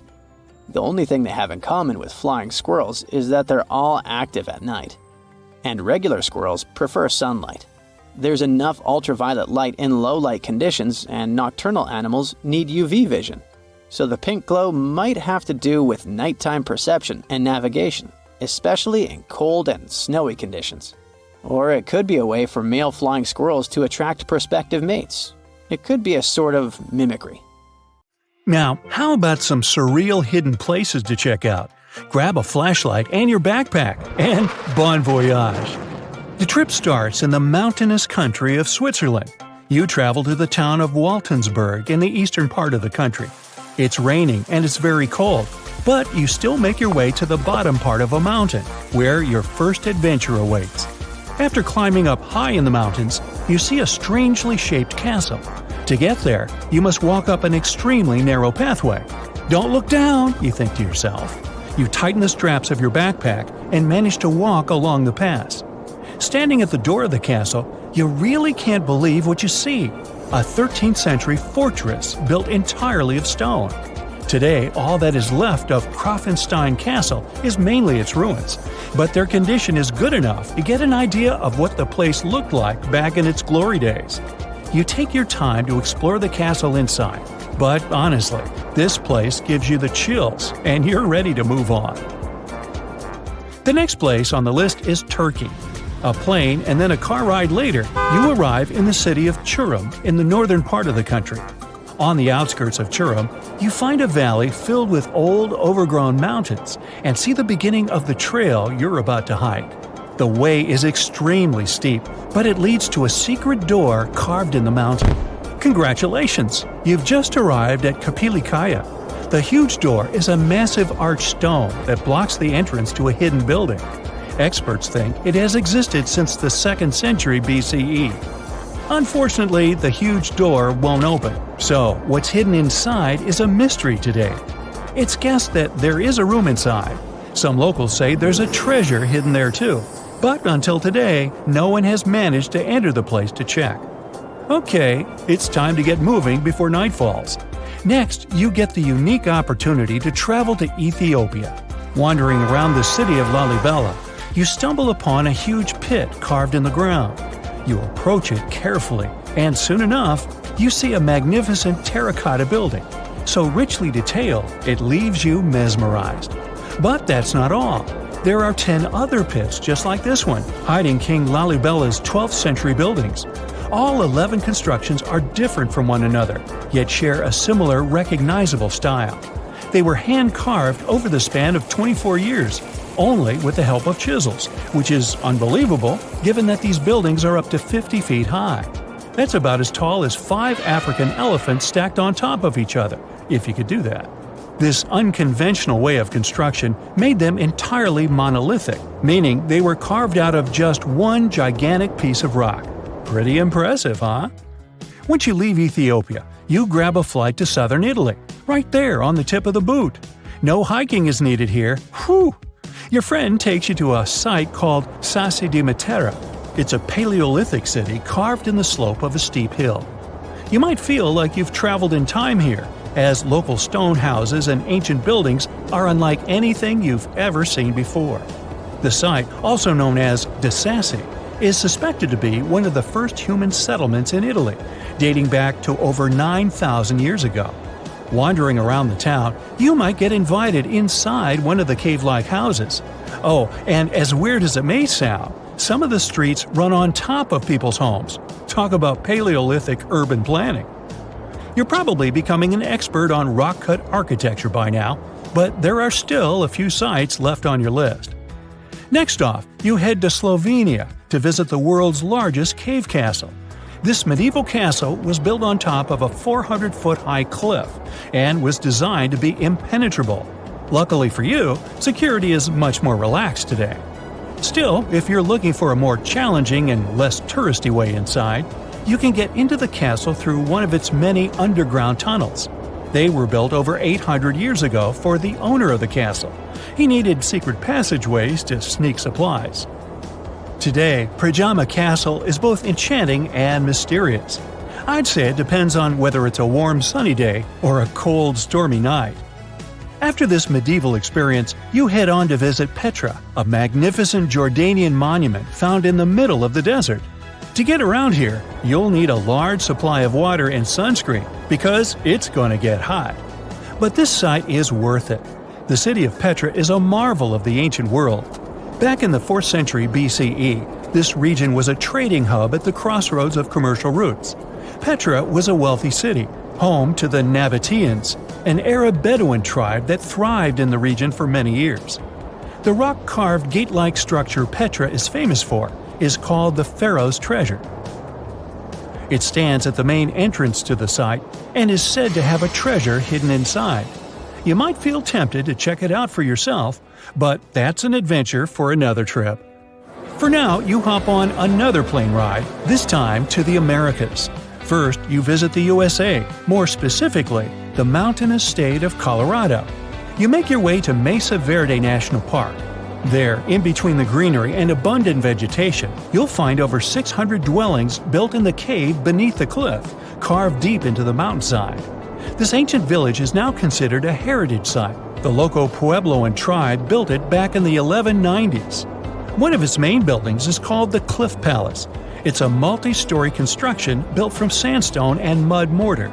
The palace alone housed over 150 rooms. If you're feeling sporty, you might want to visit the balcony house. To get there, you'll have to climb a 32-foot ladder. You'll get to see a mid-sized village of 38 rooms, including 2 kivas. Those are traditional chambers that were built by the Puebloans for ceremonial purposes. Still, in the U.S., you make your way to the hills of South Dakota. You're there to visit one of the world's most impressive human-made sculptures on Mount Rushmore. What's so mysterious about this place, you might ask? Well, during Mount Rushmore's construction, a 70-foot-long secret tunnel was built behind the head of Abraham Lincoln. The tunnel was supposed to hold all the documents and artifacts important to the United States history. After the designers thought it through, they decided it was better to hide them in a safe box in the floor of the tunnel. The box holds the history of how Mount Rushmore came to be carved, as well as a brief history of the U.S. and the 4 presidents depicted on the mountain. Amazing, right? Now, you're headed down to Machu Picchu, a South American site hidden between the Peruvian mountains. Machu Picchu itself is already a mystery. Researchers still don't know why or even how the ancient Incan civilization managed to engineer the stone-built citadel all the way back in 1450 CE. To get there, you must endure a 3-day hike, reaching the impressive altitude of 8,000 feet above sea level. Or you can get a train, but that's no fun, right? You're here to check on a relatively new discovery. Back in 2010, French engineer David Crespi was taking measurements of the Inca ruins when he noticed a door he had never seen before. It was sealed off by stones. He went back to the site a few months later with an electromagnetic scanner. The scanner, which could detect objects behind walls, showed there were copious quantities of metals behind that sealed door. The researcher contacted the Peruvian authorities requesting to remove the rocks, but they didn't authorize it. As of today, the door is still locked. Whew, this trip was long, wasn't it? Make sure to get some rest, Indiana Jones.